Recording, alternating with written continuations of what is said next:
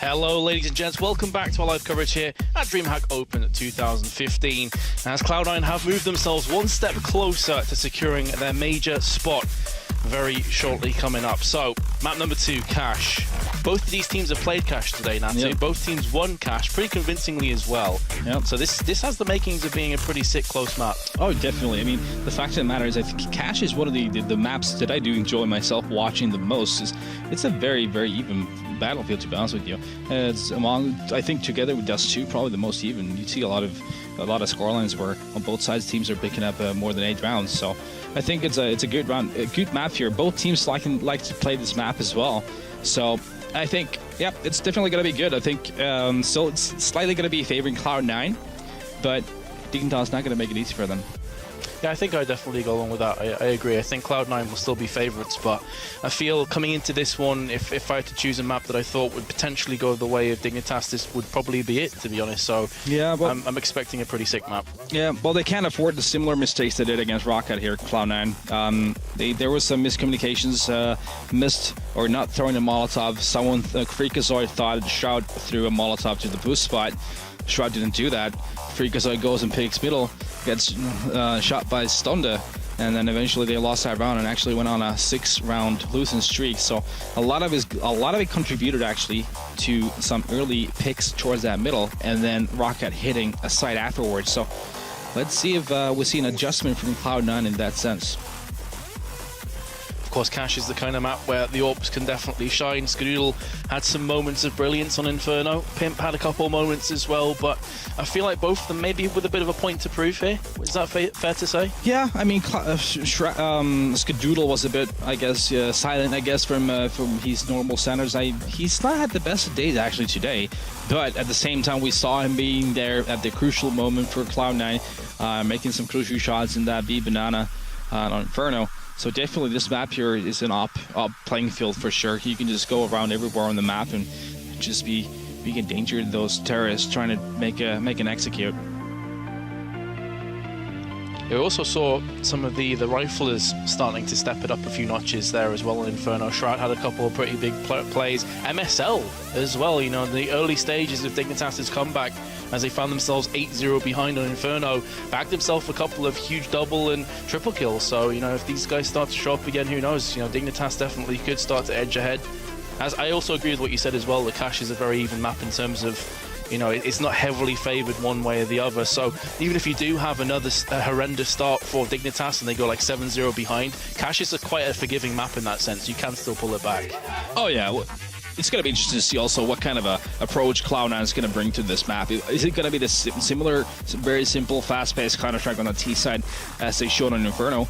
Would actually be a viable way of playing Cash, to be honest with you, just hitting one of the bomb sites very fast. So let's see if Cloud9 does do that. Is Dignitas going to be ready after what happened on Inferno? Also curious to see if Dignitas are going to assert their dominance on the T side through mid, because Cloud9 had this strat going where if they were going to push through main and they were going to push through on B side as well, they'd completely give up mid altogether. So if I think Dignitas start to play very mid-centric, they could get a bit of, well, they could get some rounds on the board at least. Yep. Also an important, interesting fact for both teams on the CT side, what kind of an approach do they have on defending that B bomb site? Because it's the B bomb site on Cass is very hard to retake on that CT. If you lose all the control of it, it's going to be super hard. So what you want to have there is to have one player play site and then have either one playing that vent or be upper B as a guy that can instantly try to retaliate when you lose a player on that site. So let's see. It's going to be interesting to see here, especially on that late round, what kind of approach do both of these teams on the CT side do on that.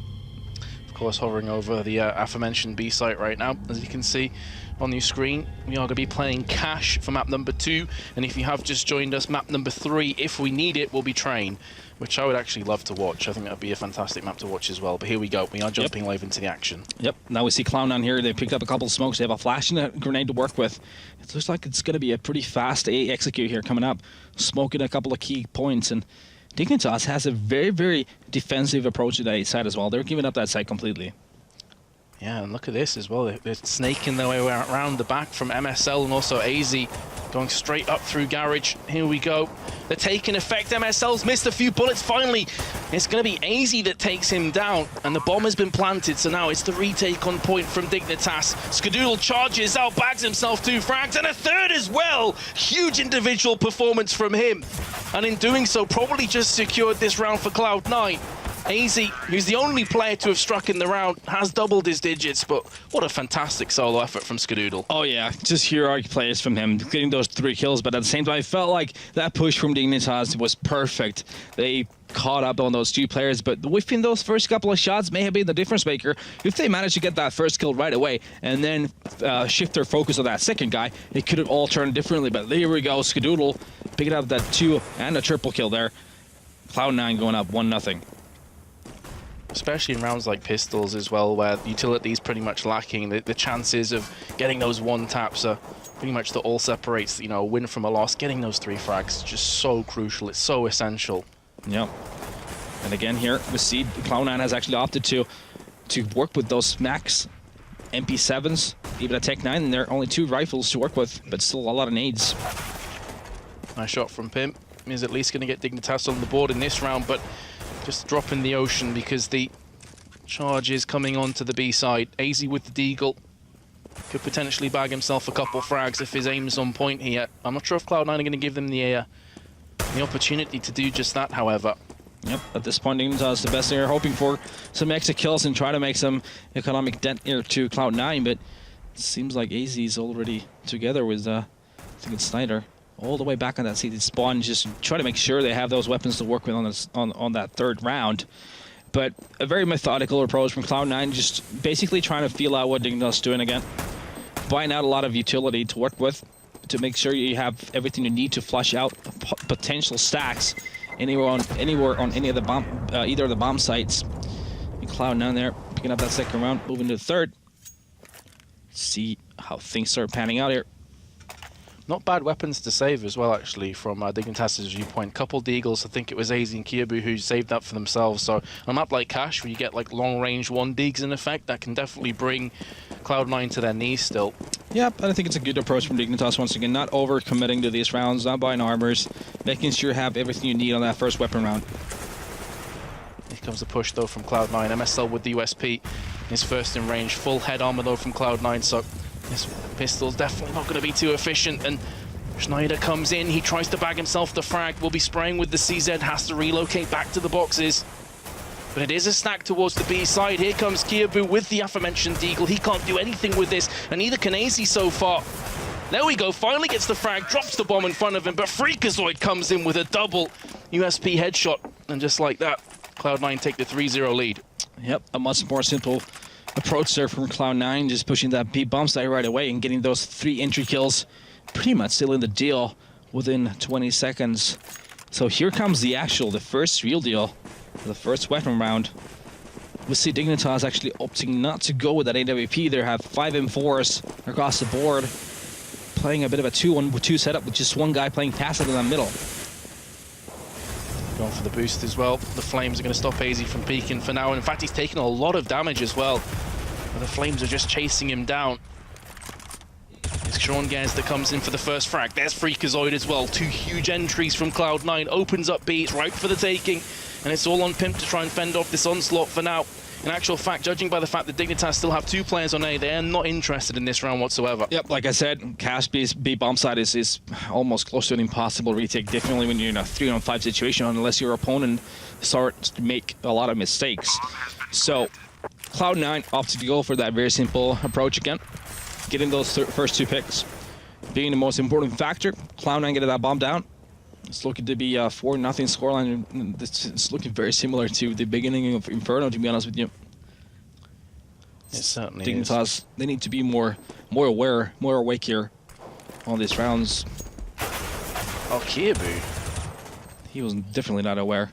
Interesting. Yeah, especially after you just said that double spray potential from Schneider, but he can't connect enough of the shots to make that work, and it's all on Pimp. And I think, judging by his position, and more importantly, Cloud9's position, he will save the M4. But still, it's at the loss of a 4th round. And I feel like Kiabu died needlessly there, and that's an M4 that could make a lot of difference coming through into the next round. I think most of the kills that Cloud9 got were sort of needless from a Dignitas point of view. Yeah. Just way too early before any commitment was actually made to either of the bomb sites. So, like, judging from all we've seen so far, Dignitas needs to start playing more passively and let Cloud9 try and execute and actually really committing to something on either of the sites instead of trying to take the early battles. It's obviously not working out for them so far, at least. Double boost in from Cloud9. Probably going to have a pretty rough guess that Dignitas are going to be on a poor buy, to say the least. They do know that Pimp still has an M4, so they're still playing a bit wary, they're still being a bit cautious, respecting the potential from Dignitas. You can see Kyobu with the P250, just looking down, staring down from highway. Two players coming up, and the rest of Cloud9 filtering through on A, so just coming through with the execute onto A potentially. There's the Molotov at the back of the site, two of them to try and draw out players. Kyobu goes for the peek, he does get the frag, but he will instantly get traded back. Not a bad start from Dignitas though.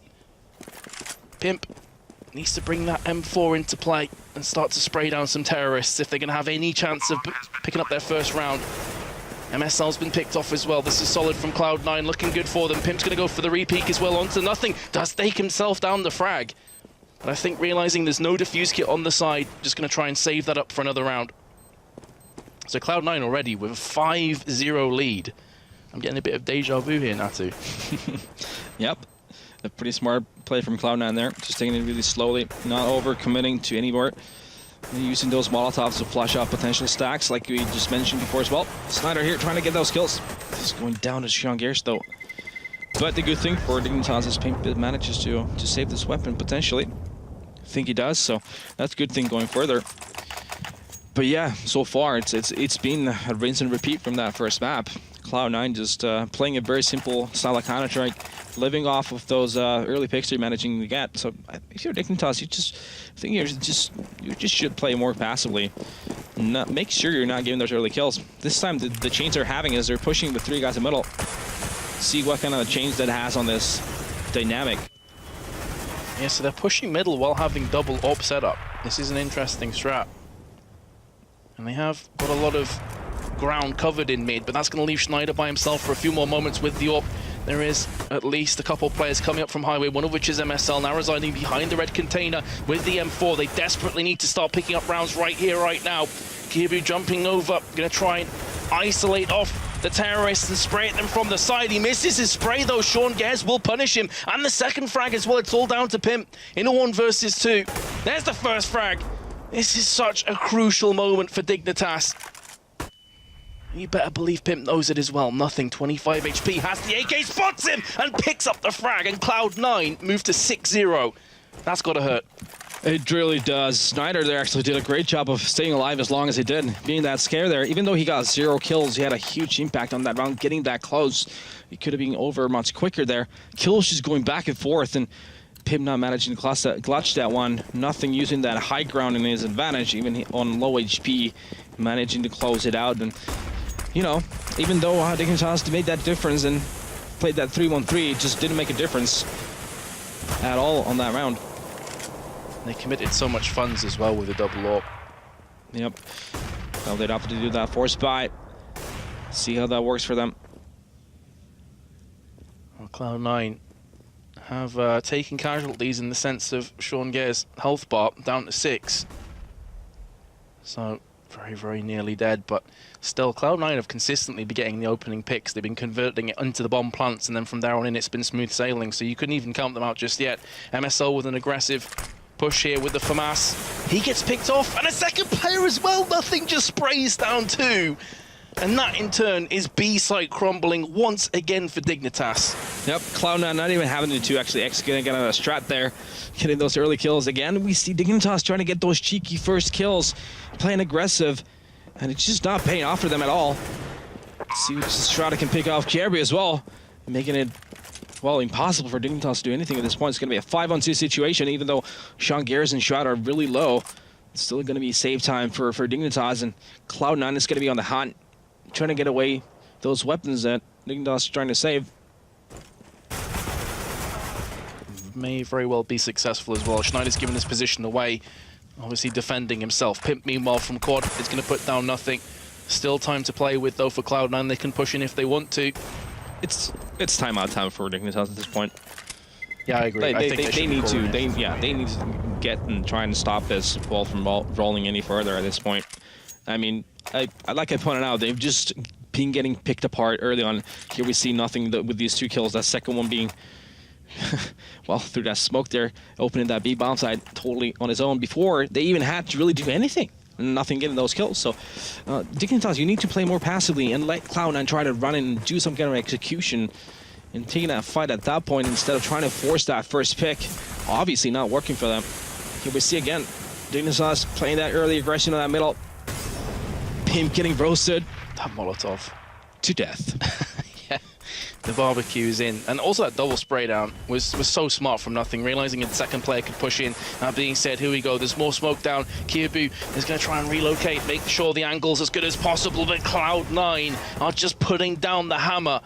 Wow, it's more like a plow 9 right now. It really it's going is. left and right. Dignitas having no answers to anything. I think that was a key where Pimp died in that aggressive positioning in middle. Cloud9 was aware of that aggressiveness as AZ picks out Freakazoid, giving a bit of an economic down to Cloud9 there, not making a huge difference in anything really. And now we see Dignitas actually making that pause. But yeah, I mean, I think Cloud9 realized that the aggression from Dignitas, and then the roasted Pimp who died. They realized there was probably going to be just one guy on that A site, so they made a really, really fast push on that A site. Just spent a couple Molotovs and smoke pushing that site. AZ still managing to stay alive. It's good for going further. I think this is almost an identical time to when they called the timeout in the first map as well. I think it's a round later, but pretty much the same, yep. And the situation is pretty much the same. It is like a replica of that first map as well. Cloud9 just playing really smart, reactive Counter-Strike, where they're basically giving all the opportunities right now. Dignitas is giving them the opportunity to react, and they are utilizing those situations to the fullest of what they can get, and just translating them all into rounds. It's time to cool off. What Zonic needs to say there right now is now we need to really just play more passively. We need to just let them run into us instead of us trying to force that first pick all the time, which is not working out at all. And Cloud9, obviously, they're making a lot. They're making it seem this easy as well. It's them just reacting to things so well at this point that it's just making Dignitas seem like unable to do anything. And again, that is almost a carbon copy of Inferno, because up until the pause, you saw Dignitas consistently pushing down Banana. You saw them peeking mid all the time, going through apps, getting picked off left, right, and center. And then as soon as the pause came in, they played passively, and they managed to steer at least the first half back into an acceptable scoreline. So let's see if they can emulate that once more here. And if they do indeed go for more passive play, look at this push. Stack on A. Yep, look at this push. They're pushing door and A main. Finally getting a first pick. I think that's a first. That actually might be, yeah. I mean, desperate times call for desperate measures, I guess, and they do get the first frag. I think they also spotted the bomb potentially dropped. I can't quite catch if that's in main or just outside of main, but nothing again with 2, just up on boost, waiting, stalking his prey. Now Freakazoid is in touching distance of MSL. I think he's just spotted him, and there's the frag. And the pause initially works with this push, but it's all gone wayward again as Cloud9 in a 3 versus 1. Are in the perfect position to take the 9-0 scoreline. Pimp is all that stands between them and that result, and the bomb has just been planted, and he wants to save this for Mass more than likely. So, Dignitas opting to go on that full aggression, 2 pushing door, 2 pushing, so nothing gets that last kill on Pimp as well. That's going to put Dignitas in a horrible situation. But yeah, Dignitas opting to go on that full aggressiveness, getting that first pick, Kjærbu did. But then they tried pushing even further, which I don't really understand. Nothing gets those kills, and then Freakazoid, who's already moved all the way to the CT connector, picks up a 3rd kill, and that's pretty much the round over. So, just making the matter even worse for Dignitas at this point. I feel like they almost got baited in by the bomb being dropped. Yeah. It's like, we have to control the bomb, guys, but in doing so... You don't really have to be honest. You make yourself vulnerable, exactly. No. And that's where we saw Nothing strike with 2 frags, and also a pretty sick last frag as well from him. He's definitely feeling it right now. As it stands, Dignitas are on the receiving end of a battering. MSL has once again given the Danes the momentary advantage, but it's being answered back from Skadoodle, who hasn't really had to do too much in this map so far. There's Schneider jumping down, first frag, looking for a second, gonna have to switch across to his sidearm, does finally get the frag for himself, and maybe this is where Dignitas finally back on the board once more. Sean Guess has to push in. He's been flashed, he's been fragged, and there we go. Now, if Dignitas can pull this back, I know this is a lot of maybes, ifs, and buts, but if they can get this back to 9-6, yep, I feel they've still got a fighting chance. That is a workable situation on Cash, definitely.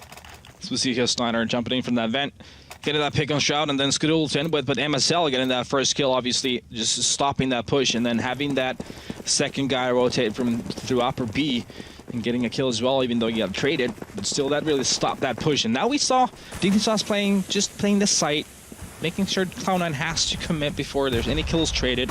And it actually worked for Dignitas, so. Aggression again, just paying out for Schneider. 2 frags for him. Kierbu has been fragged, and Schneider just jumps across for his third. Nothing comes in, but Schneider's there for a fourth. He's on for the AC, gets caught from behind, and Sean Gers answers back with 2 of his own. He's picked up 2 in this round, and now MSL coming up from the truck has been spotted, but Sean Gers slightly off on the aim, and he will pay the penalty of his life. But what a fantastic round that was. That was pure madness back and forth there. Snyder picking up those 4 kills. Denied from the ace by Sean Garris, who tried to make it happen. Just lost that 1-on-1 in the end, but these are big rounds for Dignitas. The only huge problem at this point is the fact that 4 of them died. So going further, should they lose this one, they'd be in a world of trouble. And that's always the curse of the counter-terrorists when you're behind a bunch of rounds. It's not just winning the round, it's winning them comfortably. That can factor in. MSL's in a good position if they don't check this, and indeed they don't. So again, Dignitas are getting the first couple of picks here. Cloud9 now reverting back to the passive play. Just relentless aggressiveness for Dignitas still happening here. Schneider getting picked off from that team, A main T stairs. 2 plays very low on Cloud9 as well. Skadoodle on 4, Shroud on 10. And both of them are at the mercy of Kierbu, who keeps slamming the door in their face. The quintessential troll. I don't think they're welcome. No. This is his house. Not today. Pimp in a good position as well. That smoke may very well give away the play here from Cloud9. But in fairness, they haven't pushed out, so they're not going for the full-on aggression. They have a Molotov and a smoke in the hands of Shroud. A grenade and a flash, and that's a key frag from Freakazoid. The issue is, though, the strength in numbers, and there's Pimp with 2 frags. He gets traded out from Skadoodle, who's going to make this round a bit more interesting. But upon jumping up onto red containers, he's silenced. And Dignitas, again, they're getting the streak in their favor now. Yep, and they really have to win out this half as well. But Cloud9 making it closely for Dignitas. There we had only 2 Dignitas players actually surviving that round. So that's going to force those 2 players to drop weapons for the remainder of the team. Meaning that they're still going to be in a lot of pressure when it comes to streaking these rounds together, because it's going to be super hard otherwise for the last couple of rounds. Oh, that grenade hits Freakazoid in the face, and nearly half of his HP disintegrates before his eyes. Nothing, though, is going to chime in for the first frag. This leaves MSL by himself on the boxes at the back here, and he's quickly going to get charged down from Freakazoid. You could sense the blood in the water. AZ, meanwhile, trying to hold down from vents, but just delaying the inevitable because that bomb is going to get planted any second now from Cloud9. There we go. And now the CTs have to chase on, and Kierbu does get himself a frag, but it's at the cost of his teammate as well. And Sean Gers comes in with 2 frags. He's starting to step things up for Cloud9. And Pimp, realizing that his days are numbered, will just save the AWP for himself and his team. So yep. Cloud9 already on double digits on their T side of cash. Yeah, and this is going to be the nightmare situation for Dignitas when it comes to their economy. It's going to be in shambles going into that next round. It would be very important for Pimp to try and save this AWP. See if he manages. Doesn't seem like Cloud9 is going to be able to find him in time, though, so he's going to be able to bring this to the next round. But yet another, just a simple round from Cloud9 pushing that B side, and you just gotta really appreciate the confidence that Freakazoid is showing nowadays. The way he's just pushing in the sides, as we see Sean Gers here, just 2 Tech9 kills. The Tech9 is still alive and kicking boys, it's still working. But yeah, Freakazoid is a very, very good, important player for Cloud9. Just the way he's built this self-confidence now is just fun to watch. The way he's pushing the sides and making it work and getting those early kills. through and he hits his form, he can pretty much single-handedly just take a site. That's how strong he can be. So Dignitas now on a force. They're trying to just cling on for dear life. This situation, they sort of had to do it. They had the op, so it made a lot of sense to force their 3-10 down. So you opt to do it. Again, Cloud9, I mean, they're not doing anything that's like way too complicated. They're just playing very simple Counter-Strike, but they're executing it to perfection. Yeah, it's just the way they're executing is impressive right now. They're taking their time. They're not over-committing. They're using all their utility they have, smoking off choke points. The MSL trying to flank there, but going down to Shongers. Easy though. Not managing that kill. It's going to be a difference maker here probably. He gets both those frags. I think things could have been very different here, but as it stands, Pimp again is going to keep that antiqued AWP going through into the next round. So yeah, I was listening in on Cloud9 playing previously, even though they had some communication issues in their first match, but it's just the way they were, when they were attacking sites, I think the most common word that was said was chill, chill, chill, chill. Take it easy. We don't have to overcommit. We'll just take our time, we'll use our grenades, and we'll just see what's what, and that's when we're going to go when we know that it's going to be a favorable situation for us to actually go into this bomb site. So, especially when you're playing against a potential force buy, that's when things can get really scary. You may have that odd shotgun or Max 7, CZ, whatever, in an odd corner. You really want to take your time and take things easy when you're committing to a bomb site. So this is going to put Dignitas in another pretty horrific buy. Going to see a CZ's Deagles and an MP7 and an MP9 in action. Let's see how Dignitas fare with this.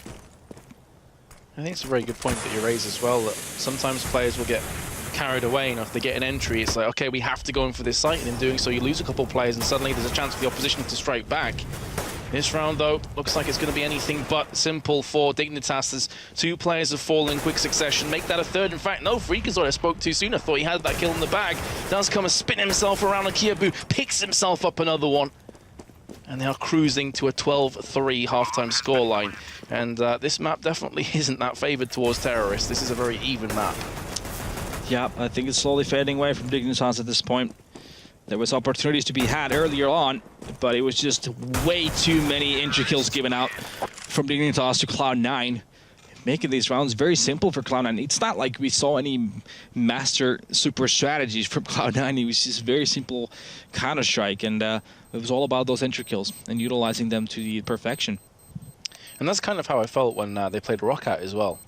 You know, earlier when they managed to sweep aside Roccat. It wasn't necessarily anything spectacular that we were watching. It was just solid executes. It was like meat and potatoes Counter-Strike. nothing too, I like that too comparison. crazy. Just, you know, simple, healthy, hearty food. And, well, 12-3 just pretty much paints the picture for you. Yeah. Yeah, like I mentioned earlier, Counter-Strike is a lot about reacting to what's happening. And when you're reacting in the right manner, when you get those entry kills, you're going to be winning a lot of rounds. You can lose a lot of rounds when you're reacting in not the correct manner. So it's this Cloud9 playing a very basic type of a Counter-Strike, but it's very much working. It's obvious to say that Dignitas really has to win this pistol round here, and they're opting for some kind of a set play here. Have a Molotov smoke. Let's see what happens. I like the idea from Dignitas very quickly, just briskly moving through mid, and the fact that Schneider also gets the frag. Of course, he was the one player that was boosting everyone up. The good guy Schneider with the teamwork also bags himself a frag. MSL's going to drop down, and there again is the Zeus, and it is nothing. He seems to love that change. All you hear is a little scream from the character. You know what just happened. Skadoodle, meanwhile, has picked himself up a frag. He's looking for a second one as well, tapping across with the USP. The flashbang stops him for now, but that's going to give him a chance to finish off his reload animation. The grenade lands by his feet. That will silence him. This is a crucial round for Dignitas if they want to keep themselves in this best of three. If they lose this, I think it's almost a foot out of the race. But Sean Gers is there. Kiabu against Sean, who's going to come out ahead. There's no defuse kit on Sean Gers just yet, but I believe one may be quite close to one. The grab at Kiabu with the headshot will give Dignitas the second pistol round and gives them a very small glimmer of hope. Yeah, a very back and forth round there. Dignitas doing that A split there through that connector and A main. Coming down to a one-on-one here, we see nothing with another Zeus kill. I think they're trying to go for that stat win on Zeus kills. I'm pretty sure. I believe that's the third that nothing's got, and I think Freakazoid has himself one or two as well. But a smart move from, I think it's a smart move from Cloud9 to another Zeus into town. Wow. Smart move from Cloud9 not to overcommit on this second round either, even though you're up this much. Okay, I'm just gonna end it there. What could he do? I mean, the thing is, he's got himself not only the Zeus kill, but then picks up the Mac 10, silences another Dignitas player. This smoke has completely stopped them from pushing in as well. The flashbang comes in, and now it's a 3-on-3. You feel that maybe order has been somewhat restored for Dignitas, but then AC's down to 10, so he's only a bullet away from death himself. Same could be said for Freakazoid, who just ate that grenade big time. It landed right next to him.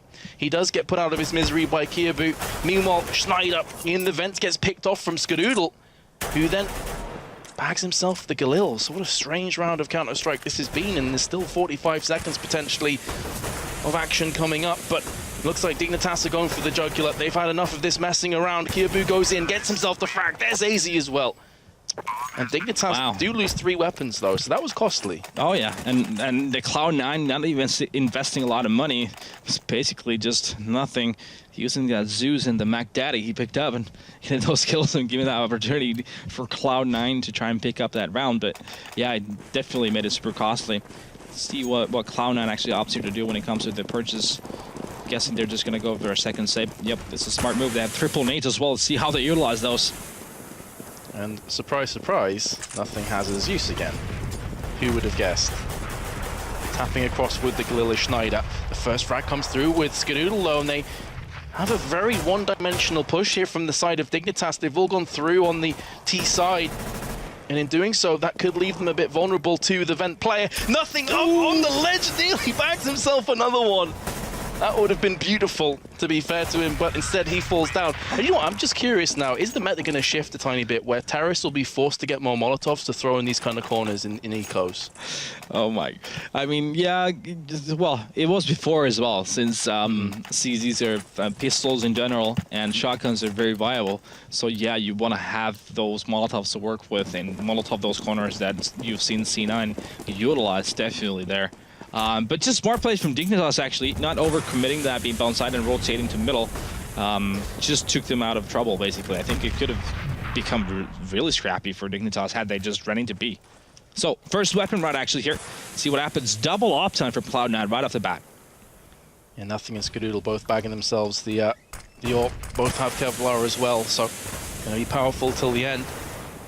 But it's MSL who just charges straight in. They don't check quad, and that's going to be to their detriment. 3 quick-fire frags. Freakazoid with 2 of them. Schneider does answer back in kind. 2 players remaining for Dignitas. They've picked themselves up 2 AWPs now, and will be looking to return the favor. But there is nothing. He chimes in. It's all on Pimp. He's been flashbanged. He's going to go for that repeat. Narrowly misses out on the shot, and he's about to get encircled from CT players. He's been dinked down to 4 HP. He still peeks and gets finished off from nothing. And that could be the last blow maybe to Dignitas. Well, a very straight up play from Dignitas there. An A execution right off the pad. Freakazoid obviously being the big factor there. Playing on that upper platform, getting 2 picks, and Skadoodle chiming in as well. Make it into a 2-on-4 situation in favor of Cloud9. Pimp's still trying to make it happen, but obviously it's going to be super hard in that situation with 1-on-2 and the bomb down in that position. That's going to take Cloud9 3 rounds away from winning that series and basically qualifying for the major. That flashbang absolutely wrecks Freakazoid, but nobody checks the spot, so it doesn't matter. It's effectively null and void. Shroud comes in with 2 frags as they run in conga lining their way to the site. They get punished. Schneider's all that remains. He's given his position away, and Shroud is there for yet another frag. As clear-cut as you could possibly ask for from Cloud9. And that's now 14 rounds to them. Yeah, it's become close to impossible at this point for Dignitas. I'm not sure what the whole idea there was. They still had a viable buy. They could have done an execution. They could have worked it slowly, but instead they tried to lend a page for Cloud9's strat book of this evening and try to go for that straight A play super fast. Obviously not working at all. Kiabu though, starting off with a nifty little deagle kill. Very nicely done. It's a forced buy situation for Dignitas. Nothing now is going to answer back in. Yeah, it's going to be it's going to be very, very, very hard for them to make it happen, obviously. 6-14 down. Well, Schneider's going to try and breathe newfound life into Dignitas's bones and maybe keep them going forward. That pop flash from Freakazoid is going to come in. There's the first frag. He does a lot of damage to Schneider as well, who just about survives with 2 HP. Meanwhile, nothing's going to peek through mid, catches a glimpse of Pimp, but unable to connect the shot. That will keep Pimp alive for a few more seconds. He's been tagged down to 7 as well. Freakazoid's in a great position to fend off this initial push. There's the first frag. He's going to be chased down by the second player, who is MSL. 35 seconds now left, and it is all on MSL. He's pushing onto the site. The flashbang forces Skadoodle to relocate to the back of the site itself. And in doing so, MSL's able to get himself some ground on the board. He spots the player, doesn't land any of the spray whatsoever, and in doing so now, he's down to 11 HP. 18 seconds. He has control of the bomb, but of course, as soon as he goes to plant, he's more than likely going to get shut down. In fact, it's just Nothing who drives by with the P2000. And now, Dignitas. I mean, do they have a hope? Do they, Natu? No, not really. I think it's too far gone at this point. I want to believe. I want to be a believer. I'm afraid I'm not. I just can't. It's a 6-15 situation, and Cloud9, they're just pushing Dignitas's buttons, and Dignitas is they're gonna be super disappointed in their performance.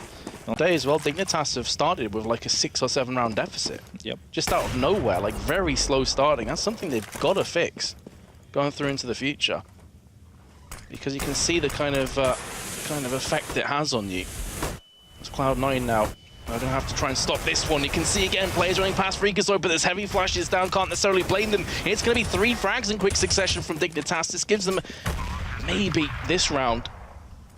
But it's not necessarily the short term that we're looking towards. It's the long term. Because if Dignitas make a single mistake in the upcoming 10 or so rounds, they are going to lose straight up. That grenade does quite a bit of damage to MSL. Here comes the retake in effect from Cloud9. The flashes are still landing. Sean Gares with a double kill with the M4. Leaves Kiabu by himself. The bomb is still ticking down. If they play this one right, it should be Cloud9's round now. They're going for the defuse. Nothing connects it. He's just about got enough time as well. Cloud9 will pick up the map and indeed the best of 3. And they've just qualified for the major as well. In what a fashion as well. I mean, they were just dominating.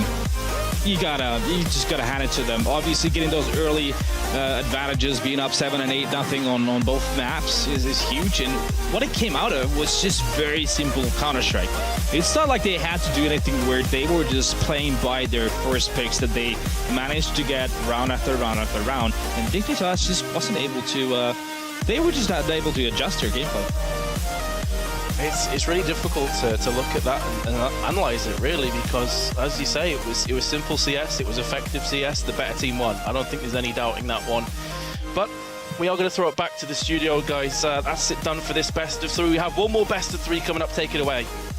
Yeah, impressive stuff. Cloud9, they now make it through, and how fitting that they're the first team to do so, because quite frankly, a lot of people were surprised they didn't already qualify by making it into the playoffs at the last major. But fitting fashion, they do it, not dropping a single map today. DDK, impressive starts on both. Yeah, I mean, when we saw the performance at the start of the day, it's like, okay, what's going on here? Cloud9 won the king form that we're used to seeing them in. Obviously, they really turned it on for Dignitas. They gave them a lot of respect. And most notably, they were winning so heavily on the T sides. And Dignitas and Danish teams in particular have always been great at CT sides. They've got a lot of aim. They've got a lot of understanding of how the game works. But that, to me, really suggested that Cloud9 were just in the kind of like form that we expect to see when they're getting like really deep runs of tournaments. Like their last tournament win was against TSM. They played out of their minds, and we started to see the real reflection of that. So it's nice to see that the balance has been restored. Mm-hmm. Yeah, I mean, it is impressive stuff, and it looked a little bit slow, to be honest, in the first game this morning when they did play against Rocket. But we'll get back to this conversation. A lot to talk about, including Zeus kills. But first and foremost, we do have the interview standing by with Jordan Nothing Gilbert. Hey, thanks, Matt. Appreciate it. Hey, I like that. We got you doing the segue. That's fantastic. Firstly, though, commiserations to Dignitas. Great team. I think a lot of potential with the new lineup with Schneider and stuff. But on the flip side, congratulations to you. Thank you. Appreciate it. Yeah, so C9 now qualified for the major. That must be awesome. Yeah, it's nice. You know, Dignitas is a good team, so we're happy to be able to go beat them 2-0. Okay, so let's talk about the match a bit. Inferno, you start, well, both maps, actually, you start off insanely strong on both T sides. I think the first one was 7-0, and then on Cash it was 9-0. Yeah, I mean, I can't act like we did anything super special. We kind of just had a quicker pace. Got the pistol rounds help a lot. And then on Inferno, that first wrap round we won where we kind of got into a pinch at wrap and everything got smoked off and we were somehow able to get out of it. That was a big round to establish it. And then you saw they had to take that pause, 7th round Inferno. And so put them on their heels quick. And yeah, we did a good job. Kudos to Sean and the boys for closing rounds out. Is there anything that you're doing in particular on your pistol rounds that's giving you this consistency for winning them? Not necessarily, because I don't know if consistency is the right word for our pistol rounds over the last couple months, but this event we got the pistol rounds and it shows how much it helps any team in CSGO economically, especially a caller like Sean. Sean calls really well when we have our economy on T side especially, so yeah. And something quite similar to pistols, but a slightly weirder version than a pistol is the Zeus. We've seen a bunch of Zeus play going on. What's your opinion on the weapon, and how did you decide to suddenly start using it as a team? And was it talked about, or was it more spontaneous? In a lot of situations, it doesn't really hurt the economy to spend $100, and when teams are throwing smokes and they're jumping through smokes, or there's any tight corridor, you can get Zeus kills. You saw that one play where I was above the guys. If I was actually just a little bit more patient, dropped and ran behind them, I probably would have got one. And I don't know about the second, but same happened in our Dust 2 game earlier today versus Mixcat. I think Sean, they stopped a B rush when we were CT side, and if I was with Sean, we'd probably get 2 Zeus kills and maybe a 3rd kill based off the pickup. So it's just something that it's an instant kill. It's like a mobile op, you know, and it's pretty funny and yeah, it's useful. Well, I'm sure the fact that it's been reduced to $100 plays into that slightly. I mean, yeah, definitely. Like I said, economically, most times it doesn't matter to pick one up, especially on pistol round. When you buy armors like a CT or T, you have that $100 left. Why not? And for that reason, do you think potentially it could do with a nerf? Because you're paying for it for very little consequence, even if you die without making kill. Yeah, that's kind of the game Valve's plays. Then they introduce something new, so I wouldn't be surprised if in a couple months I saw them increase the price to 200, so you couldn't get it on pistols or something. But yeah, I'm gonna keep. I have some more tricks up our sleeve we haven't showed yet for the Zeus rounds. All right, so I guess we'll have to wait for them. And will we be able to see some of that at the major? Definitely, yeah, definitely. We look forward to it. I think next event's Australia and then the major. So I hope we got to hide it in Australia, prioritize the major here. But yeah, I didn't know you were heading over to Australia. So Melbourne, okay. Yeah. Well, good luck for that. And then final question then, going into the major. You must be, of course, like as we already established, excited. But are you now like, what's the practice schedule? What are you going to be doing going forwards to practice as a team and really like make yourselves the strongest possible C9 that you can be? Well, there's a lot of debate on how teams like to get ready for tournaments. There's a team like Fnatic who prefers not to even have a boot camp and play at home. And then, our team in the past is known to boot camp the 9 days up or a week up to event. We might try to mix it up this time to make sure we're not burnt out at the tournament. But we definitely have some things to freshen up on our CT sides. We didn't have time to implement all of them, and we didn't even play all the maps we fixed some of our CT sides on. So the major is going to be hard to tell. It's an awesome event. We're always excited to play it. I think we're going to just try a little bit different approach to our preparation this time, and I guess I'll tell you guys more at the major. Well, it sounds absolutely awesome. Good to speak to you again. Congratulations to you. Congratulations to your team. And any final words, or is that it? No, yeah, thanks to DreamHack and Open and Paolo, my boy, and Mark, and all the guys on the table. We look forward to the major. And yeah, if you want to know more about Cloud9, head to our website, cloud9.gg. All right, well, we're going to head back over to the desk, and there we have it. Our first qualifiers from this DreamHack Stockholm is Cloud9.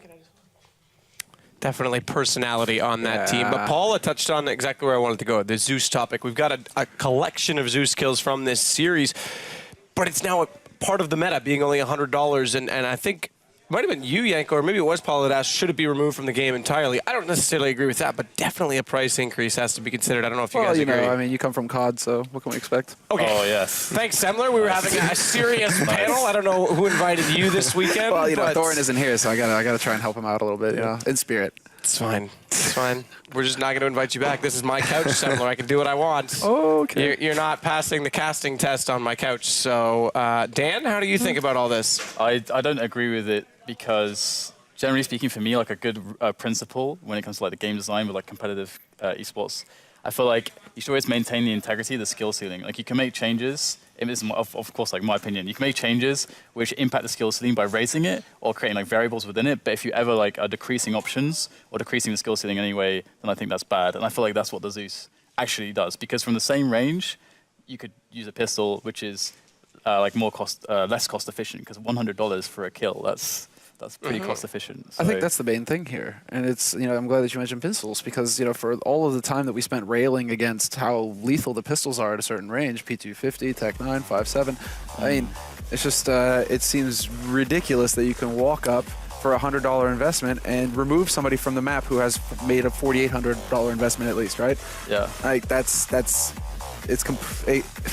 I don't, you know, that's the thing. That's how shocking it is that this would even, you know, be envisioned, right? It's just it's absolutely ridiculous that this would even make it into the game or make it past testing, right? Yeah. Okay. Thanks, Dan. But to me, it's just it just completely defaces, you know, what we're all about here. And I agree with all these points. And we did see on the first one there, though, the Zeus kill came out, and he didn't have time to redraw the pistol, which then got him killed. We saw it as well at London. We've seen more Zeus kills here than in London, but we saw a lot of people trying it, and at a consequence of putting themselves, you remember the Envious pistol round on Mirage where standing, okay, that one was a little bit silly. They had a big lead, but the point is people are putting themselves in awkward positions. Is there any benefit to it at all? Is there any... Well, think about it. On a pistol round, right? Now, instead of buying a decoy nade, which is virtually useless, I mean, nobody gets caught by a decoy decoy fake anymore. You know, you're not going to think that's a flash nade. So it's literally useless to have a decoy nade.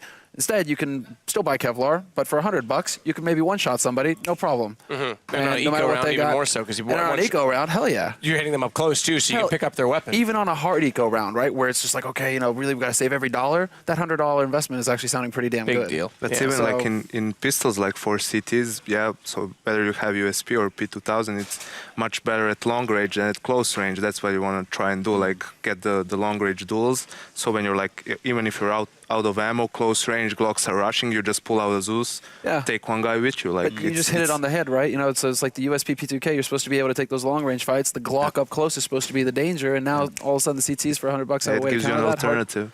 It's ludicrous. Let's shift back a little bit to the game, and more importantly on those pistol rounds, someone who did use a pistol. This is the start of Cash, and Skadoodle kind of bailed out Cloud9 here in a way.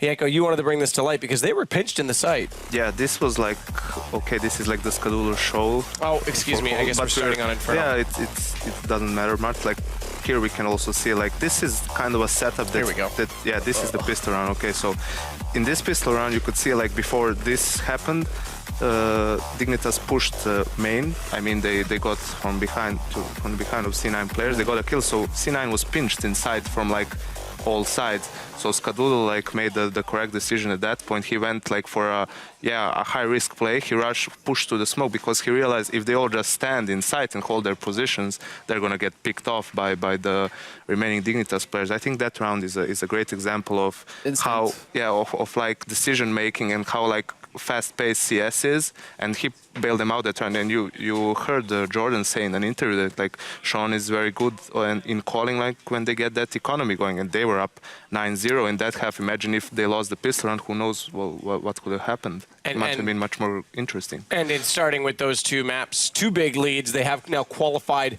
for the major, and obviously takes a lot of pressure off them. They were a team, like I said at the start of this segment, that would have expected to make it into the playoff segment last time after all their results that led up to that major, and now they can breathe easy. They're done. Dignitas aren't out yet, but let's talk about them because they play again on Saturday in a decider match, and the issue for them in this series was obviously that they had slow starts. Both games, massive leads for Cloud9 on T sides.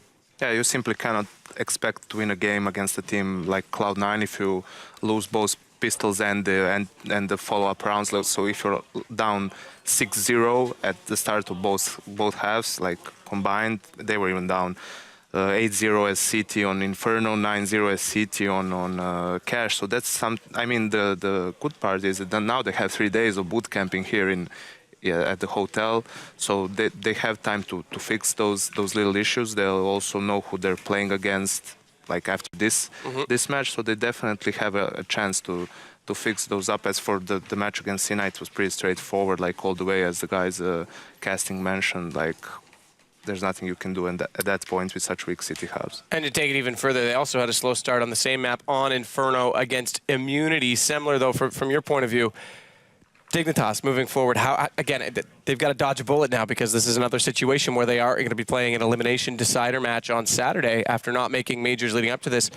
Does that apply that much more pressure for them? I don't think so, because I think that they're one of the teams that had one of the more clear-cut groups, where there's a pretty clear tier system going into this group, where it's like, okay, Cloud9 are the favorite, Dignitas are second, and then it kind of gets fuzzy between the two remaining teams, right? Because you have a mixed team basically coming out of Finland, and then an Australian team who have yet to really prove themselves at an international LAN.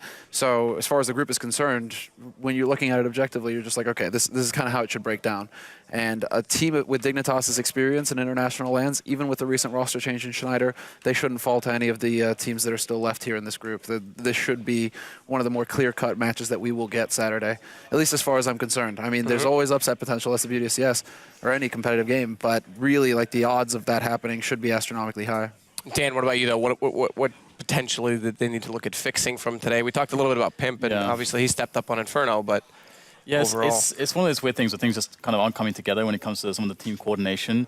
Because again, like this struggle on the CT side is a real issue, and it's again like against Cloud9 looked a lot worse, but against Immunity, a team where Dignitas are they outskill them. Dignitas pound for pound outskill that team. So in theory, with like a map like Inferno, which they have so much experience on, there's definitely like coordination issues. Like it's a lot of little things basically, and that wasn't really panning out for them. So sometimes you just have these days where it's like hard to say, okay, this is going wrong or that is going wrong. It's just like a lot of small things, I think, when it comes to timings of just playing around your teammates on certain setups, reading certain situations. So just a little bit off on some of these CT sides, and it's not being too effective.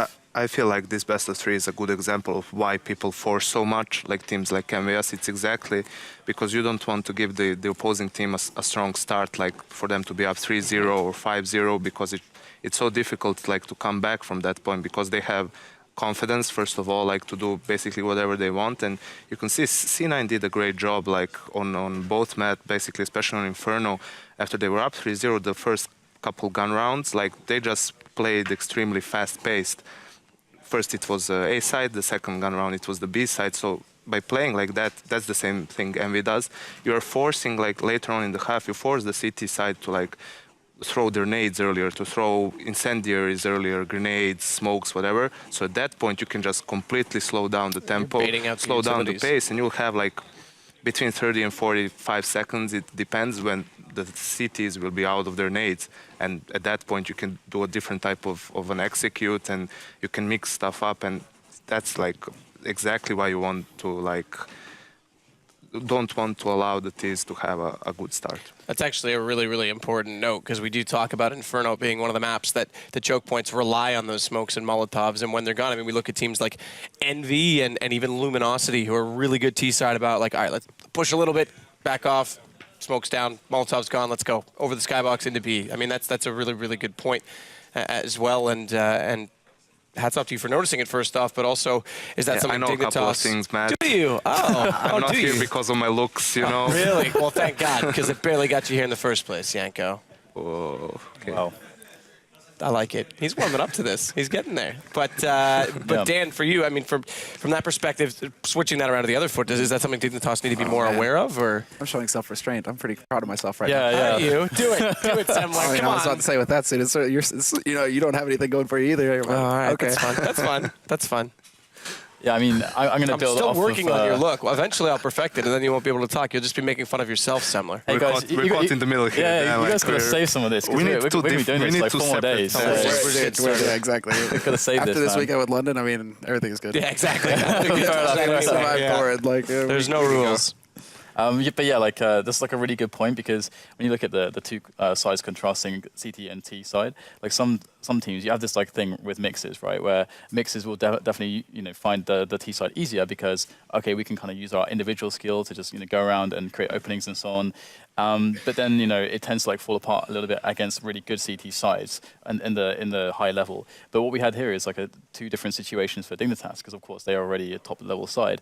They had this issue similar to the mixed problem but for a different reason. Like they're a very well coordinated team, and it's very different to an actual plans which you've rehearsed and like everybody knows on the team, okay, if you have like these checklists, basically like, okay, if this happens, we do this. If this happens, we do this. If we get this information, we do this. This is our game plan. We can push it onto the opponents. So that like is kind of can be easier if your team is actually off on hitting their shots, because you always like are moving and doing stuff. But if with the CT side, because it's more defensive, more reactive, if you're kind of just a little bit off when it comes to the individual skill, like there's less to back you up. I feel like that can be harder if you're off your game playing the CT side. So I mean that's like a bit just a theory that I have on one of the reasons why they're struggling. But yeah, I still have no doubts they're going to make it through. I said it was set in the stars. I think it's written in stone. I think it's been prophesized. I think it's happening. So is it? All right. Well, yeah. Let's see. But first and foremost, Cloud9 are the first team to make it through. We do have one more match tonight. It is an elimination match. Our first team will be dead and gone, and the winner will play Dignitas, like you said. And that is going to be the mixed team, Mixcat, now Brocat, and of course Dignitas, or rather, excuse me, Immunity, who did lose to Dignitas to get dropped down into that game. We'll get to that in a minute. We are going to take a break, but first thoughts heading into that game. Well, I believe it's going to be really interesting since both teams have similar map pools. Like Immunity prefers classic maps, Rocket as well being a mixed team. I'd like just to point out that if Immunity plays individually like they played on Cash, they definitely need to step up. All right, well, as we see, teams are getting ready. A little highlight back there from Pimp. We are going to jump to the break right now, and when we come back, it's going to be about 10 after 9. We'll start the next best of 3. We'll see you then.